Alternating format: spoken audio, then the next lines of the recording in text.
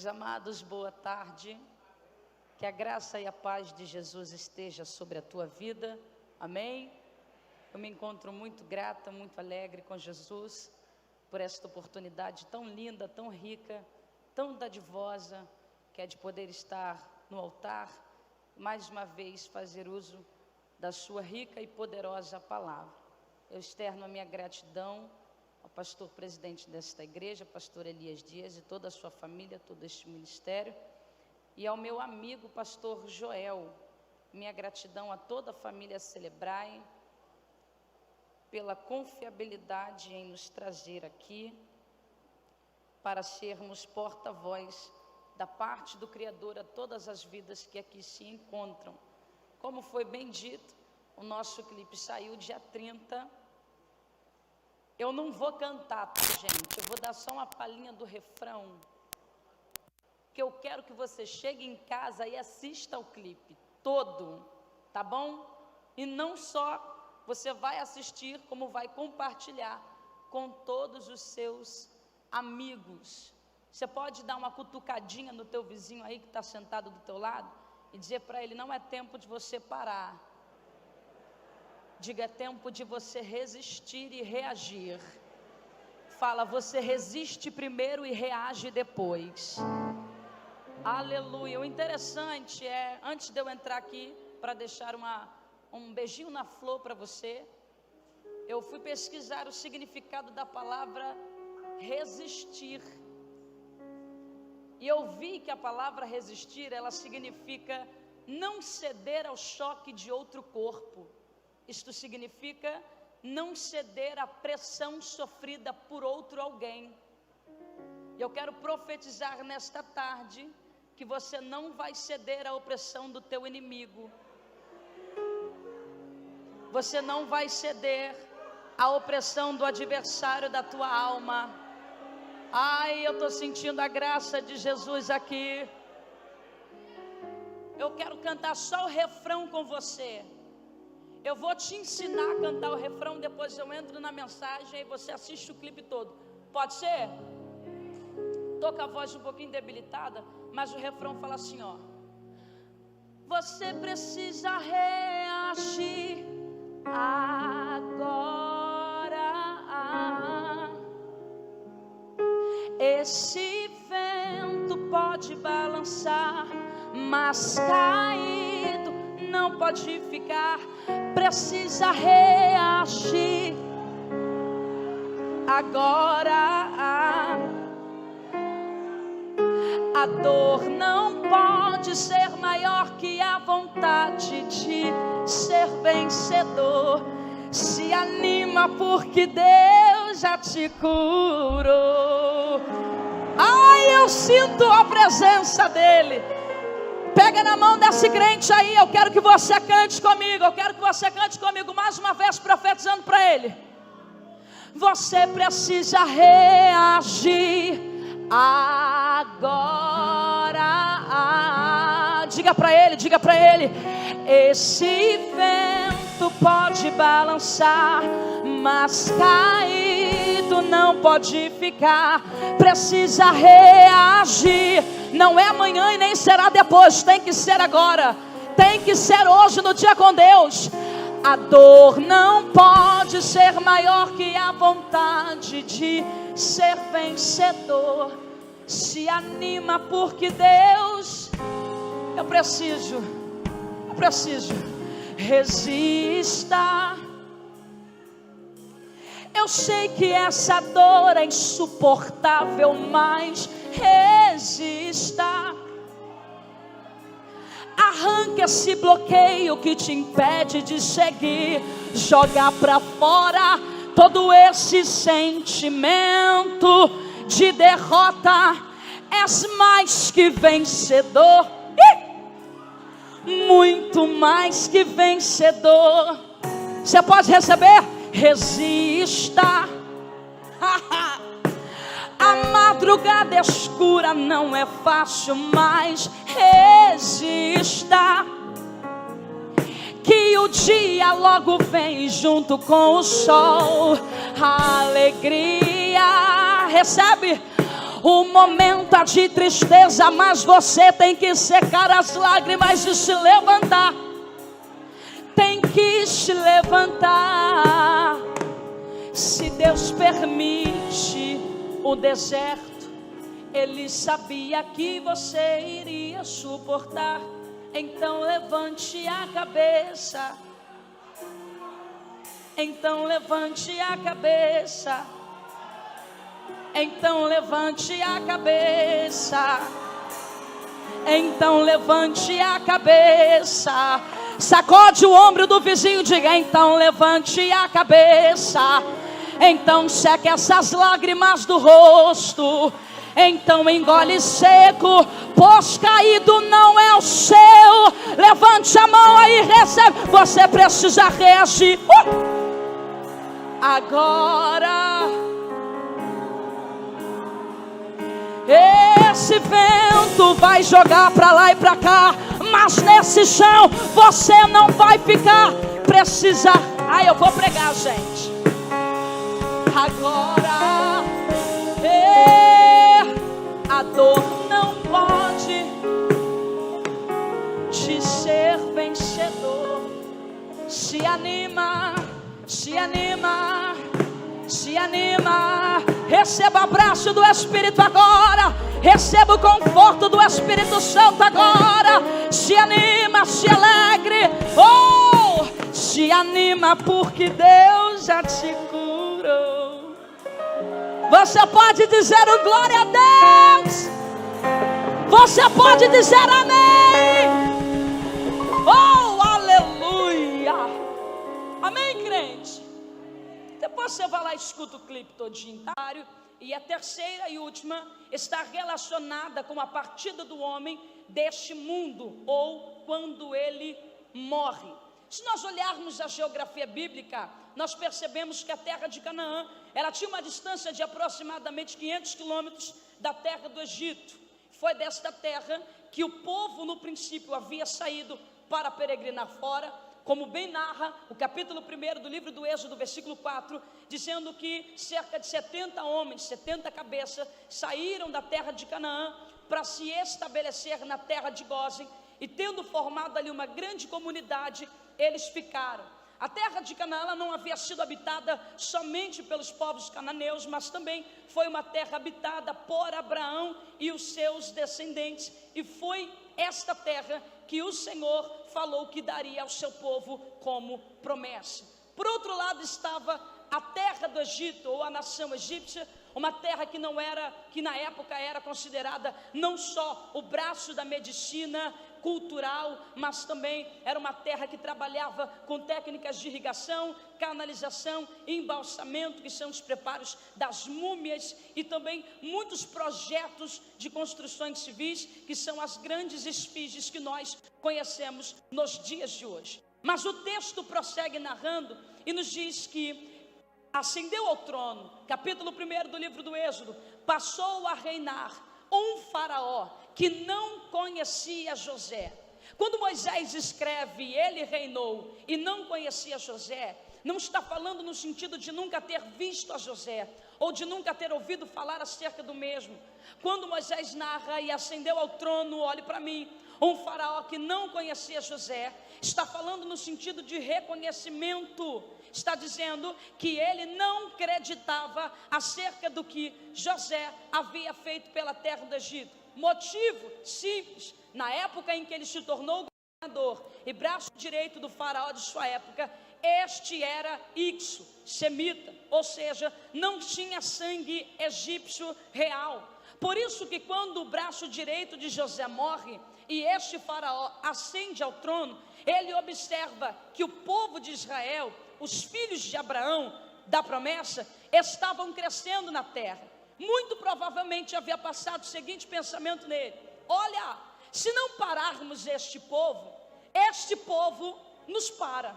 Então, para não corrermos o risco de perder o poder agora, como aconteceu lá atrás, a gente vai agir de maneira ardilosa. Dobrem a carga de serviço.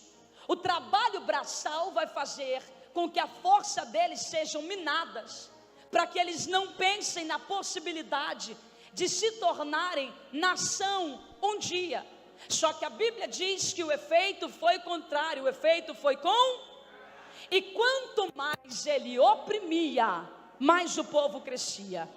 Quanto mais dobrava a carga de serviço, mais o povo se multiplicava. Então ele pensou, plano A não deu certo, a gente vai e corre para o plano B. Matem os meninos de 0 a 2 anos, lancem-os no Nilo, matem-os sem que o primeiro choro apareça, para que as mães pensem que os bebês nasceram mortos. Mas graças à providência de Deus, o menino Moisés foi guardado. Então vamos lá, a vida deste personagem que vos prego, a vida dele é separada em 3 linhas gerais de 40 anos. A primeira parte dos 40 anos está relacionada à sua criação palaciana e à sua dedicação em ser chamado de filho da filha de Faraó. A segunda está relacionada ao seu pastoreio, ao pastoreio das ovelhas de seu sogro Jetro nas terras de Midian.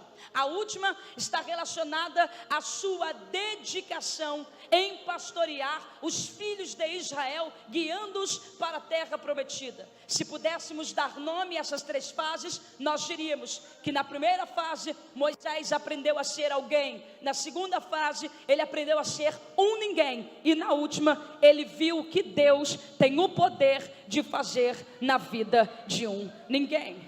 Mas quando nos deparamos com o texto em que lemos, do capítulo 3 do livro do Êxodo, a narrativa que antecede a este chamado 40 anos, está no capítulo 2 e no versículo 11. O que é que diz o texto, Amanda?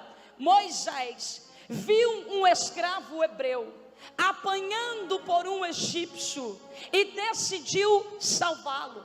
Só que nesta ação, movida por um desejo enganoso de propósito, diz o texto, que ele olhou para o lado e olhou para o outro. Eu quero que você guarda isso. Ele olhou para o lado e olhou para o outro. Olhou para as laterais, mas não olhou para cima. Olhou para os lados, mas deixou a vertical de fora. E consequentemente matou o egípcio. Só que não para por aí. Após ter tirado a vida do homem, ele enterrou na areia. Eu preciso te dizer uma coisa, que esconder um erro não o apaga, porque as areias sempre revelarão os teus segredinhos. Prova, vou te provar. Evangelho de João, capítulo de número 8. Uma mulher pega em ato de adultério, levaram-na até Jesus e disseram: a lei mosaica nos dá respaldo para apedrejá-la. O que tu farás ou falarás? A intenção, pegar o Cristo. Se mata a mulher, inflige a lei de Roma, mas se não mata, pisa na lei mosaica. Mas o Cristo, na sua maneira linda de trabalhar, se agacha e começa a escrever na areia. É lindo observar que a palavra escrever no original aqui está catagrafem, que quer dizer assinalar uma acusação contra alguém. Enquanto ele escrevia, era como se os pecados dos que acusavam a mulher eram todos escritos na areia. Quando ele se levanta, ele diz: aquele que dentre vós nunca sentiu vontade de fazer como ela, seja o primeiro a tirar pedra. Saiu o primeiro, saiu o segundo, saiu o terceiro e não ficou ninguém. Ai, porque não dá para esconder uma mentira ou uma meia verdade por muito tempo. 1 Reis 14. Se disfarça, mulher. Vai à casa de Aías. Jeroboão, como eu vou fazer isso? Bota a roupa e vai. Asaías é profeta, mas está velho. E além de estar velho, ele está cego. O que Jeroboão não sabia é que Aías havia perdido a visão, mas não a sensibilidade do espírito. Quando ela colocou a túnica sobre o corpo e ela veio se aproximando, o profeta de costa disse: ó mulher de Jeroboão, pode entrar, porque eu já te vi. Assim te diz o Senhor. Pega na mão desse crente inflamado pelo espírito, pega na mão dele e diga: as areias sempre revelarão os teus segredos.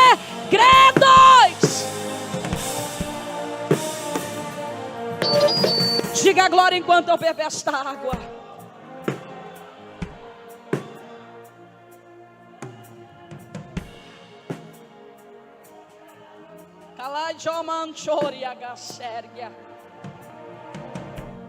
Moisés, 40 anos se passaram, continua. 40 anos passaram. Moisés fugiu por causa de um fracasso. Ele fugiu por causa de um fracasso. Interage comigo, senão eu vou achar que você está dormindo. Ele fugiu por causa de um fracasso. 40 anos na terra de Midian, pastoreando as ovelhas de seu sogro Jetro.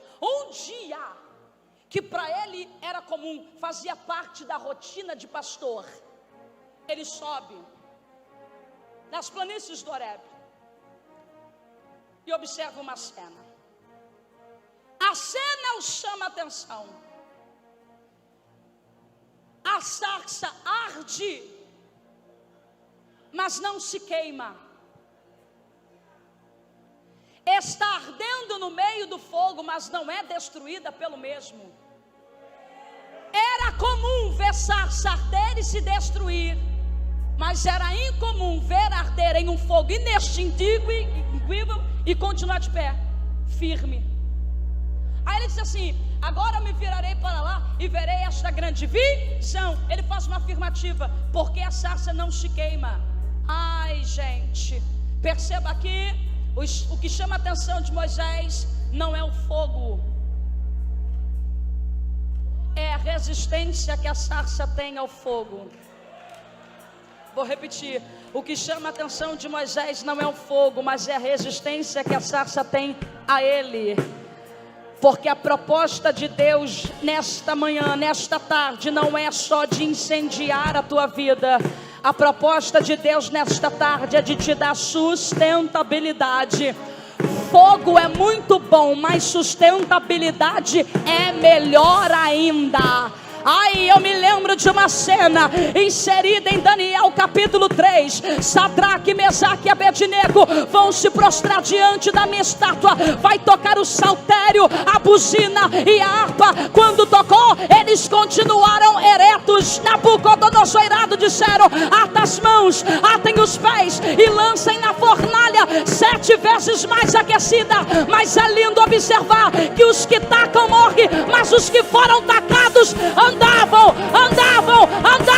Ai, meu Deus, pega na mão desse crente, pega no ombro desse crente, pega no ombro desse crente. Diga para ele: fogo é bom, o mistério é bom, mas resistência, sustentabilidade, permanência é melhor ainda. Aragancho Sérgia, Rubanagando Raciérgia, Tony Canchominácia.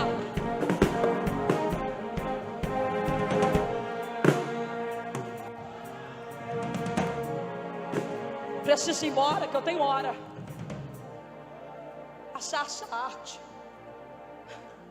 mas não queima. É lindo observar a maneira de Deus trabalhar. Eu preciso dizer a vocês que o que acontece no capítulo 3, no chamado de Moisés, é o prelúdio do que vai acontecer posteriormente. Isto significa que eu posso fazer um paralelo com o texto bíblico, senhor não? Capítulo de número 3. A sarça arde em fogo, mas não é consumida. Para Deus se revelar a Moisés e chamá-lo para o cunho profético, ele faz um arbusto pegar fogo. Nós vemos uma cena diferente no capítulo 19 do livro do Êxodo. Porque se no capítulo de número 3 ele faz um pedaço do Horebe fumegar, no capítulo 19, quando ele revela a lei, estabelece o seu padrão de santidade e mostra a maneira como ele deveria e queria ser adorado, ele não faz um pedaço do Horebe pegar fogo, ele faz o Sinai inteiro fumegar. Aleluia! Ele faz o Sinai inteiro fumegar. Só que segundo a geografia bíblica, Sinai e Horebe é o mesmo lugar. E todos olharam de longe e viram o monte Sinai pegando fogo. Aí eu entendi que o mesmo sol que derrete a cera é o mesmo que endurece o barro. Só no capítulo 19. Por quê? O problema não estava na maneira como Deus se manifestou ali, mas na maneira em que cada um reagiu a essa manifestar. Olha o que diz o versículo 18 do capítulo 20. E eles viram relâmpagos, trovões, e pôs-se em pé de longe, e disseram a Moisés: fale tu conosco e ouviremos, e não fale Deus, para que não morramos. O problema é que uns fogem de Deus, mas outros fogem para Deus. Levante a mão que eu vou profetizar, porque eu não vim pregar para gente medrosa, eu não vim pregar para gente que tem medo de viver o sobrenatural, eu vim pregar para gente que se envolve, gente que entra no meio da presença. Aleluia, aleluia. A nuvem desceu e Moisés entrou. Eu só tenho uma coisa para dizer: a mesma nuvem que estava lá está passeando agora. Ai, ai, ai, ai, ai, o céu está falando: entra, minha filha, entra. Olha como ela te envolve agora, olha como ela te abraça agora, olha como ela te convida agora. Entra na nuvem, entra na nuvem, entra nessa nuvem. Ai.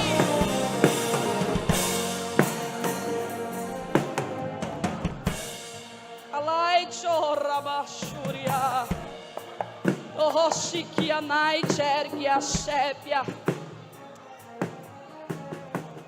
Aleluia.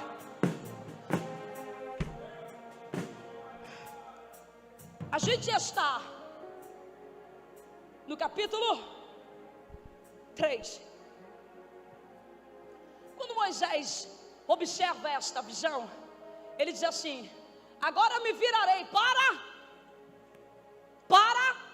lá e verei esta grande visão, porque a sarça não se queima. Só que uma voz de dentro da sarça diz assim: Moisés, Moisés. Aí eu pergunto: Moisés conhecia a voz de Deus?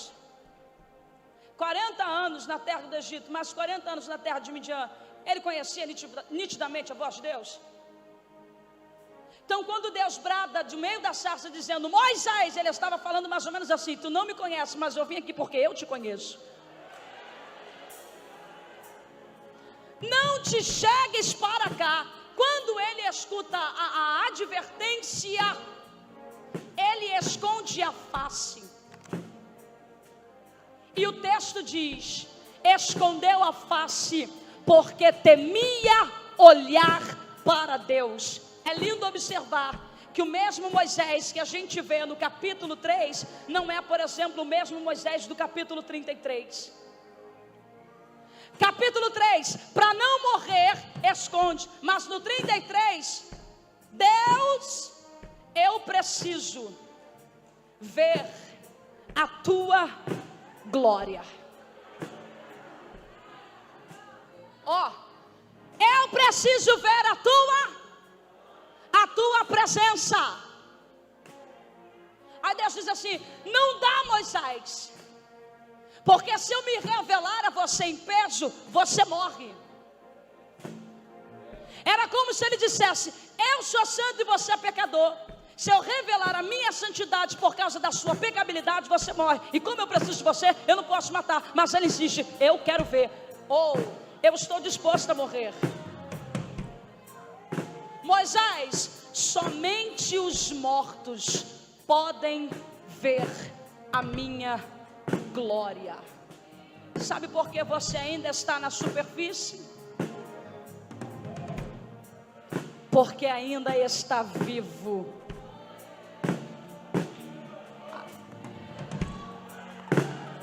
Dá um tapa no ombro do vizinho e diga: tem que morrer. Tem que morrer. Romanos 8:36, Paulo disse: por amor de ti somos entregue à morte todos os dias. Romanos capítulo 6, versículo 11 diz: assim também vós considerais mortos para o pecado e vivos para a glória de Deus em Cristo. Filipenses capítulo 1, versículo 21, porque para mim o viver é Cristo e o morrer é lucro. Ele declarou: aquele que perder a sua vida, achará. Tem que morrer, Moisés. A caminhada com Cristo é assim: para ganhar tem que perder, para subir tem que descer, e para viver você tem que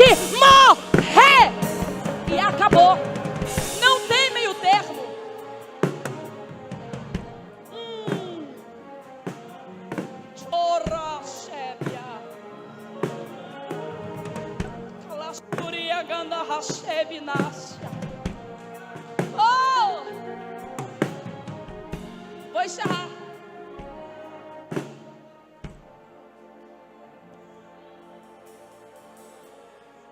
Para.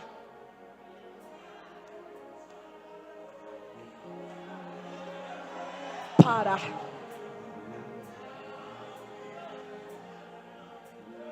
Eu sou o Deus dos teus pais. Abraão, Isaque e Jacó. Era como se o Senhor estivesse falando assim: Moisés, eu sei que você fugiu por causa de um fracasso, de um erro, e isso arrancou do seu coração todas as expectativas de viver um ministério profético. Eu falo isso sem medo de errar, porque quando a gente lê a narrativa do capítulo 7 de Atos, na retrospectiva de Estevão, falando desde o chamado de Abraão até a morte e ressurreição de Cristo, ele diz que Moisés entendia e acreditava que os seus entenderiam que o Senhor o havia chamado para libertá-los. Mas Moisés se dedicou à vontade de Deus, Amanda? Claro. O problema não está em se dedicar à vontade de Deus. O problema mora quando você passa a não se dedicar ao Deus dessa vontade. Aí a voz brada, 40 anos depois, do meio da sarça, diz assim: eu sou Deus dos teus pais, Abraão, Isaque e Jacó. Ele estava falando mais ou menos assim: Moisés, faça uma retrospectiva. Abraão foi considerado o pai da fé, e isso lhe imputado foi por justiça, mas mesmo assim falhou, e eu cumpri. Isaque mentiu tanto quanto o pai, mas foi filho da promessa, eu cumpri. Jacó trapaceou, suplantou, mentiu, mas eu cumpri. Aleluia. Ele estava falando mais ou menos assim: eu sou um Deus de alianças inquebráveis. Eu vim te lembrar, Moisés, que eu sou conhecido por causa da minha fidelidade. Dentre tantos atributos de Deus, eu preciso destacar imutabilidade. Ele não muda, é o mesmo ontem, é o mesmo hoje e é o mesmo eternamente. Eu fiz na vida deles e farei na sua. Ai, eu sinto a graça do Eterno passeando neste altar.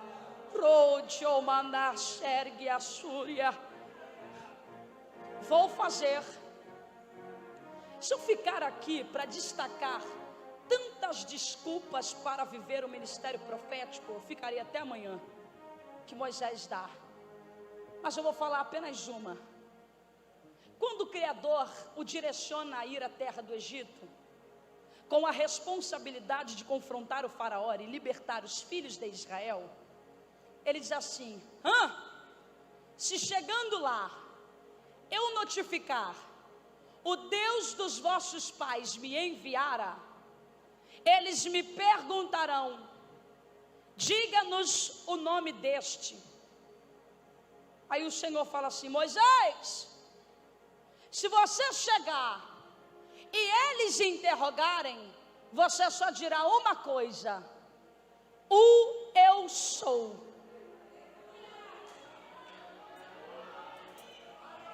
Me enviou até a vós. Ele não disse eu fui ou serei, ele disse eu sou. Estado permanente, atemporal, não é preso a tempo, nem problema, nem circunstâncias, nem decretos.